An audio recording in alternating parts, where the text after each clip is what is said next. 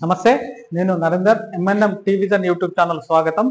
ఈరోజు బస్తీ పరిష్కారాలు అనే ఈ ఛానల్ మీద మనం మాట్లాడుకున్నాం. అసలు బస్తీ పరిష్కారాలకు ప్రతి ఒక్కరూ చిన్న పెద్ద అనేది లేకుండా పెద్ద మనుషులు కానీ, యూత్ కానీ, లీడర్స్ కానీ, అమ్మలు కానీ, అక్కలు కానీ ప్రతి ఒక్కరూ దీని మీద చర్చించుకోవాలి. ఇది ఎందుకంటే బస్తీలలో ఉండే పబ్లిక్ వాళ్ళ సేఫ్టీ, వాళ్ళ కన్వీనియంట్, బస్సులో నివసించే పీస్ఫుల్నెస్ ఎట్లుండాలి, ఎట్లా సాధించుకోవాలి అనే దాని మీద చాలా మంది ప్రతి ఒక్కరు చర్చించి ఏ విధంగా అయితే మనం సక్సెస్ అవుతామో దాన్ని మనం కంపల్సరీ సాధించుకునేటట్టు చూసుకోవాలన్నమాట. దీంట్లో ప్రతి ఒక్కరు భాగస్వాములు కావాలి. దీంట్లో బస్సు పెద్ద మనుషులు భాగస్వామ్యం, బస్సు యూత్ ఉండాలి, బస్సు లీడర్లు ఉండాలి.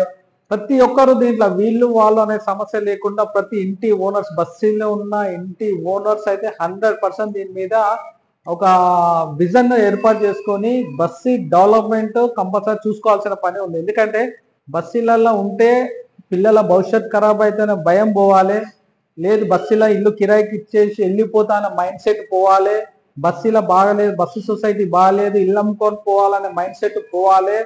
ఇవన్నీ పోయి నా బస్సు పేరు చెప్తే నేను గల్లెగరేసుకొని చెప్పుకుంటా, నా బస్సు అంత సిస్టమేటిక్ ఉందని చెప్పుకునే ధైర్యం రావాలంటే 100% ప్రతి ఒక్కరు దీనికి కట్టుబడి ఉండాలి. కంపల్సరీ దీని మీద అనాలిసిస్ చేయాలి. ప్రతి ఒక్కరు దీన్ని చర్చించి మనం 100% సక్సెస్ కావాలి. అయితే దీనికి మెయిన్ ఎంఎన్ఎం టీవిజన్ యూట్యూబ్ ఛానల్ ఆలోచించిన పని ఏంటంటే ఫస్ట్ బస్సుకి 4 పిల్లర్లు వేసుకోవాలి.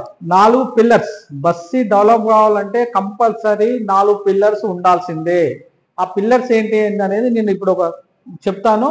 తర్వాత ఒక్కొక్క పిల్లర్ గురించి మనం తర్వాత ఒక వీడియో నేను చేస్తాను అనమాట. ఫస్ట్ 4 పిల్లర్లు ఏందనేది చూసుకుందాం.